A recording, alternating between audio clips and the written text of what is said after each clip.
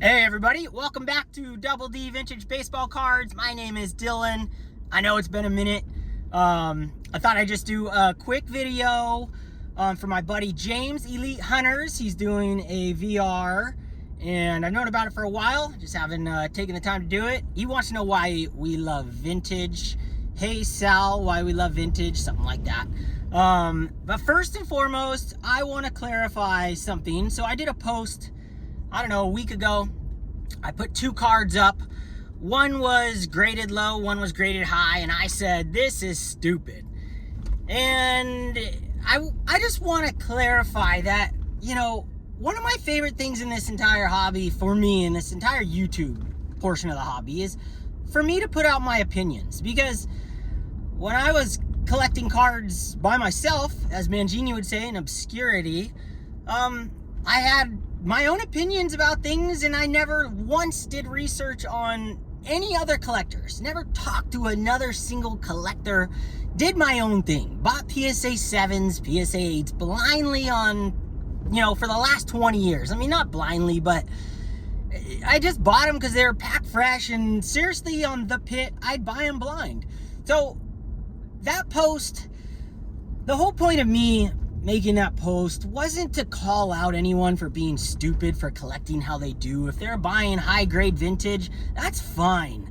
I was in the moment, fired up, and I just said, this is stupid. And I know the feeling of being on the other side, of feeling like you were called out, you know, and it doesn't feel good. So it's never ever my intention to call anyone out for the way they collect.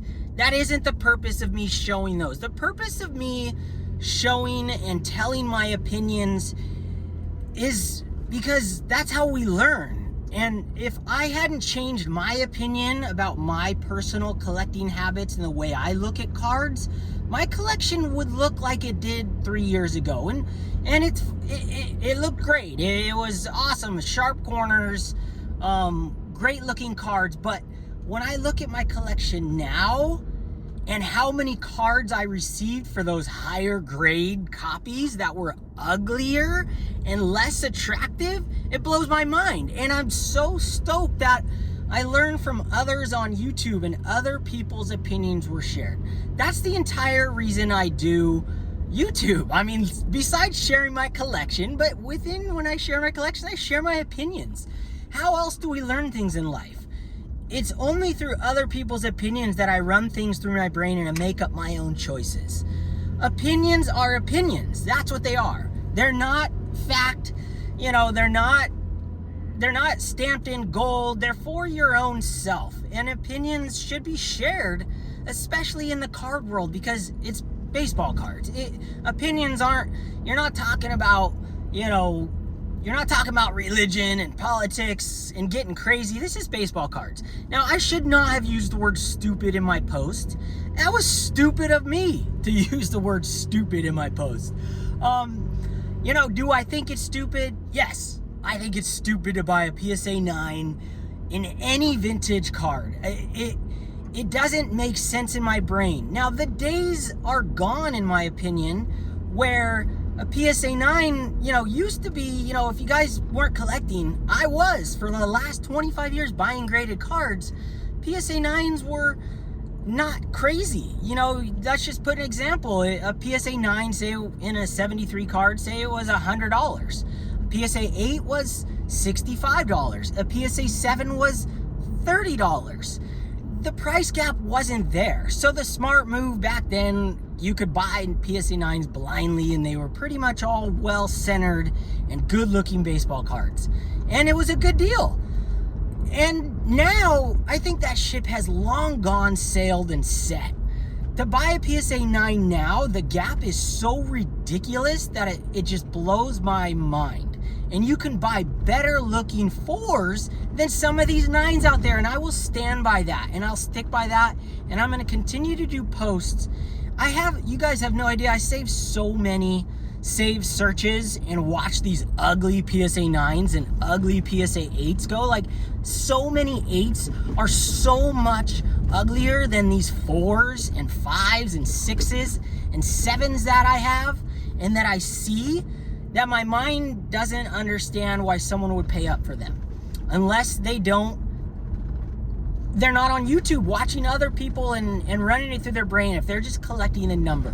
So yes, I'm going to continue to share my opinions. Yes, I should not have put the word stupid in the post, and that was stupid of me, and I don't want to call anyone out, but I am going to continue to do my opinions, and I'm going to do more posts like that. So I just want to clarify that and get that out there. I love talking about opinions, and I think most people who watch my channel probably haven't been collecting that long. Most people who watch YouTube probably haven't been collecting that long.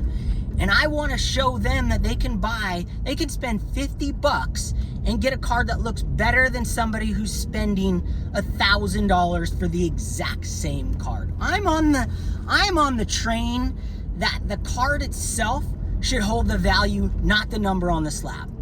I am never gonna be on the train where the number on the slab should hold the value of the card. It makes no sense to me. And I've learned that from YouTube, not from doing it myself, because doing it myself, I just buying 7s and 8s back in the day because they were cheap and they were packed fresh. Now I look at the card so much more closely and I care so much more how it actually looks. And in modern, I'm taking into modern the same route. PSA 10s are ridiculous compared to a PSA 9. Not on all, and I have some PSA 10s, and I'm gonna do things stupidly and do things, you know, one you can only find in a PSA 10 and it's $100 and a PSA 9 is 50. That's all well and good. Like, it doesn't matter. You know, it's as I say, do as I say, not as I do. Like everything in life, I'm gonna go against the grain on my own thoughts a lot of times. But I am going, just like in vintage, just like I'm doing the same in modern, I would much prefer a low grade copy of a rare card, one number to 25 or 50, than a PSA 10 of a higher populated card, like the Ken Griffey Jr. rookie card. A PSA 10 for $2,000, to me, it's like throwing money down the toilet. I have a PSA, or I have an SGC 7. I didn't own that card for years because I'm like, well, I can pick it up anytime. I think it cost me $35, and I picked that up probably 3 or 4 years ago. I finally said, well, I need one back in my collection. Did I need a 9? No. A 9 at $200 doesn't sound ridiculous. Sounds like a fair price. A 10 at $2,000 sounds like you're throwing money down the toilet. It doesn't make sense. All right, so enough of that. Clarify my opinions and my statements. I'm on my way to surf. Waves have been pumping. Winter is here. I'm going to my one of my spots, so we'll hit a dirt road at some point if we get there. But let me get to why I love vintage. Celebrating James Elite Hunters. I'm not sure if he's celebrating a number or he just wants to hear this as a special VR. I can't remember. But James, great friends with James. We talk on the phone, and when he calls, it's like, you know, we're gonna be talking for over an hour. I love it. I have to make sure I got space because over here we lose connection on the phone while I'm driving. So I get like 5-minute gaps and then I lose service constantly over here. Why I love vintage. I've said it a million times. I grew up going to baseball card shops and looking on the walls and in the cases and seeing the greatest players of all time and seeing these old cards. Now, maybe what I haven't shared is, well, I have shared that my mom bought me all these old black and white photos back in the day of Babe Ruth, Joe DiMaggio, Mickey Mantle. I still have a few of those framed up. I had them on my wall the whole time. So Ted Williams. And it just drew me to these legends. I didn't even know they were alive. I didn't even know Mickey Mantle was alive back when I was a kid. If I knew he was alive, like, dude, I would have got his autograph. I would have went to these shows and like tried to meet the guys. I honestly thought they were long gone and dead. But that's why I love vintage. It takes me back to that time when I was looking at those cases, going to the card shop and just dreaming of these cards. Those turn back the clock cards sucked me right in on those card on cards. The only way I was going to have a 63 Pete Rose rookie card, the greatest card of my childhood, was the 63 Pete Rose rookie. That was the thing back then. I had that special from 1986, and And man, I remember crumpling one up and making it look vintage and just believing in my own head, this is the vintage card. You know, I knew it wasn't because I crumpled it up, but I just wanted it to look like these vintage cards. That's why I love vintage. And I grew up in a house, back to that story, I grew up in a house that my mom was a vintage collector of everything. Our stove was, my dad modified this stove that was like from like 1900s. Like, I'm kid you not, our stove was from the 1900s and my dad made it so it worked on our modern kitchen. And the kitchen was vintage. My mom's collected vintage items. The entire house was like going back into the 50s and the 40s and like almost like Little House on the Prairie style.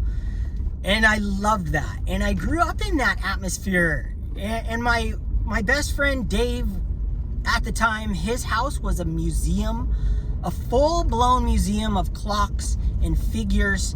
I just grew up looking at old things and vintage things. And I didn't like my house. I didn't like the fact that we had these old items in the house. Like, I really just, I didn't care for this old frickin' stove that I could barely use. I thought I was gonna blow up every time I used it. But looking back on it, that's what I'm attracted to. The old vintage stuff that just back then was old and now is even older. I love vintage because it takes me back to a place of these legends. And I love the looks of the old vintage designs. Man, I could go on and on about it, but I'm coming up to my surf spot, taking down this dirt road here. And I know you guys are probably gonna get a headache from all the bouncing. So go check James out. He has some of the greatest YouTube content out there. I love the way he talks about his cards. I love when he shares his collection. And he's a dealer now, so he has a whole different perspective on it. And he collects modern stuff too. And the iconic set from 2011, he's trying to collect a card from that. One card, one parallel from every card in that set. I just love that. I don't know if you've shared that yet, but sorry, James. Well, that's what I got for you guys today. I hope you guys enjoyed this episode, and back to the cards and me showing you guys in great detail my cards. That's what I love doing. My favorite videos are hand modeling videos, and then videos like this where I can just hear someone talk about cards. I love hand modeling videos of vintage cards because you can see them up close and personal. Let's see, maybe I'll get a front row. Yeah, I'll pull up right here. Looks all blown out and stormy. There's my buddy Leon. What up, Leon? Checking the spot. Well, there you guys go. That's what I got for you guys. And stay tuned. I'll be back with another video in the future, and one for my buddy Mark, Dodgers collector. I can't wait to do a VR for him. Okay, guys, with that said, double shaka and keep collecting baseball cards forever, as my buddy Pepino Man says. And be inspired, don't be influenced. Shaka!